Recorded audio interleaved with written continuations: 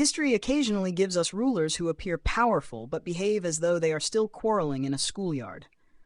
The difference between a boy and a man is not age, nor office, nor the size of the army at one's command. It is composure. It is restraint. It is the ability to hold power lightly rather than clutch it like a prized toy. Consider Vladimir Putin. He governs a vast nuclear state, yet his public persona often revolves around displays of toughness, choreographed masculinity, theatrical dominance, carefully staged invulnerability. Strength, when it must be endlessly advertised, begins to resemble insecurity. The boy insists on proving he is strong. The man does not need to. Extending terms, rearranging constitutional furniture, returning again and again to the same throne, this is not the calm confidence of one who has mastered power, but the anxious energy of one who fears life without it. Then there is Xi Jinping, who presides over one of the world's oldest civilizations and most complex societies. Yet the consolidation of authority, the narrowing of dissent, and the removal of term limits suggest not serene stewardship, but suspicion, as though alternative voices are intolerable interruptions.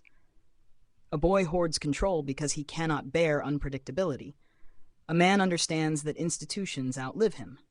When power must be centralized around a single personality, it begins to look less like stability and more like possessiveness.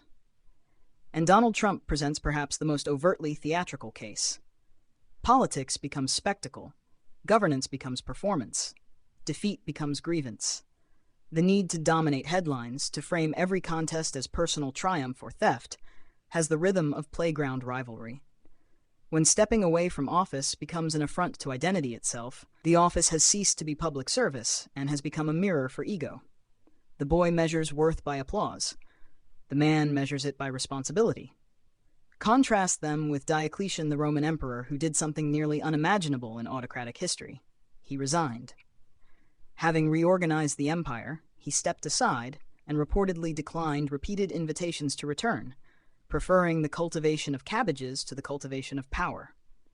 That gesture, voluntary abdication, radiates a certain gravity. It suggests that authority was a role, not a possession, a duty, not an addiction.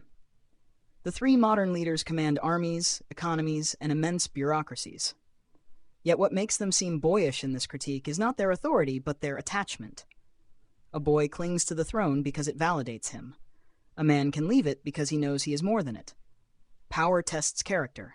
It tempts vanity, feeds pride, and magnifies insecurity.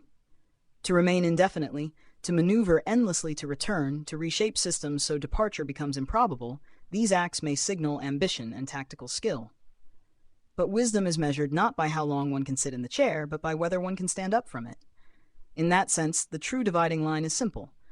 The boy asks, "How do I keep this?" The man asks, "When is it time to let it go?"